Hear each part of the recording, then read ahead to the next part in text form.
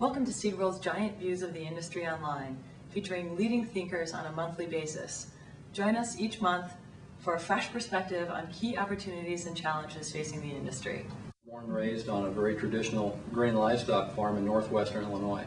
So farming has been a part of my life ever since a kid growing up. I have an agricultural degree from Iowa State University. I've been very fortunate throughout my career then to work in various phases of agriculture, both farming full-time and then in the ag regulatory area with the Illinois Department of Agriculture. I've been in a variety of supply marketing, grain and value-added marketing. So it's just been kind of an evolution, but very fortunate to be able to spend my whole career in agriculture. What kinds of activities were intriguing to you when you worked at the Department of Agriculture? Well, I was responsible for the regulatory and the natural resource programs that were administered by the Department of Agriculture. And it was one of those type of things where, as an outsider coming into state government, I wasn't aware of all of the important things that the department did in terms of regulating the industry. Things that we take for granted as agricultural producers or consumers. The products that we buy or the fertilizers that we would apply and that type of thing had been regulated and tested, and that as a consumer we were getting what we paid for. And that was a lot of what we did with the regulatory side of the department that really opened up a whole new area of understanding for me. Why is it that AOSCA didn't have a CEO in the past?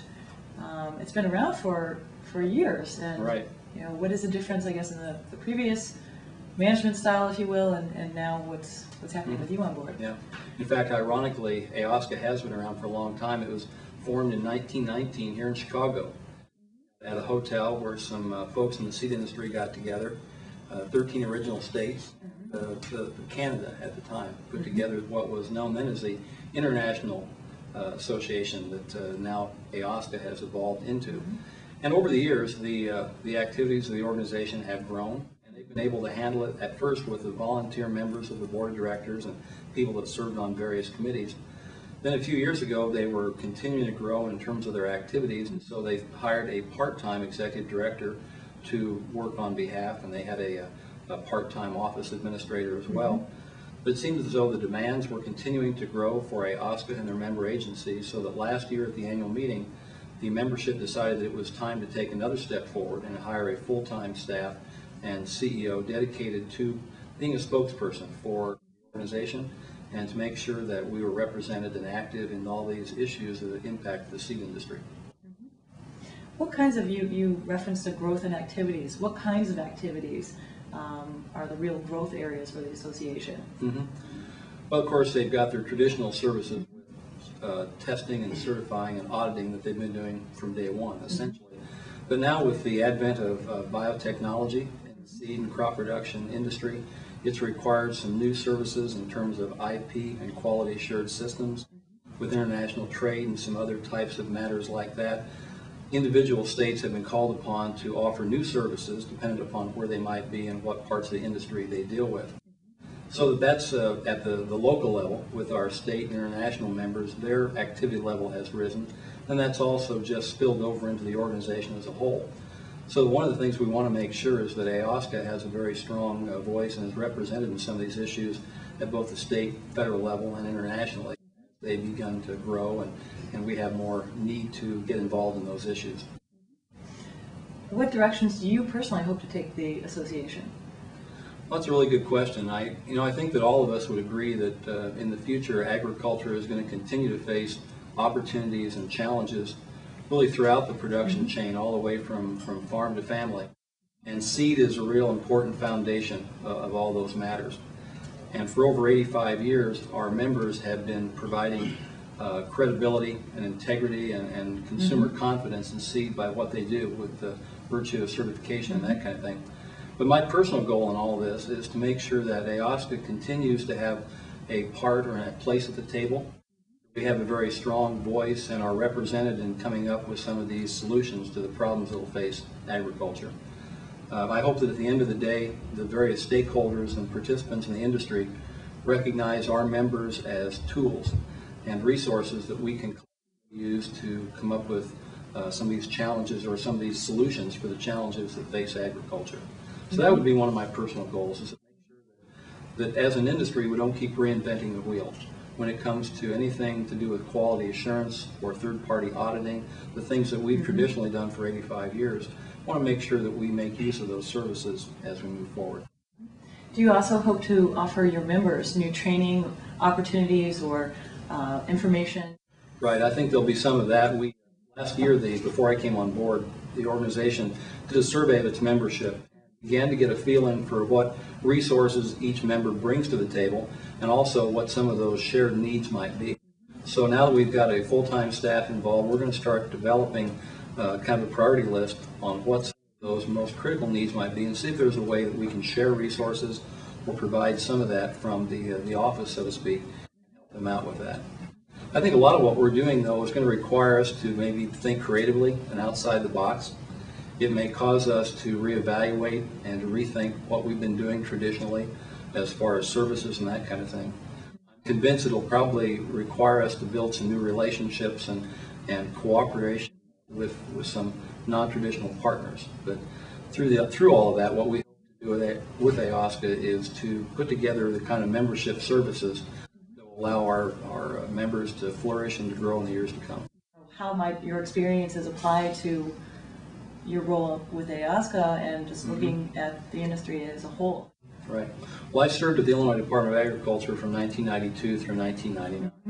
So that in the mid-90s, and as biotechnology was beginning to more awareness, and we knew that it was coming, we developed a biotech working group within the Department of Agriculture in Illinois, because certainly we saw these biotech advances coming, especially in corn and soybean. And since those are our two major crops in Illinois, we wanted to make sure that as a department we were well positioned to play in that arena.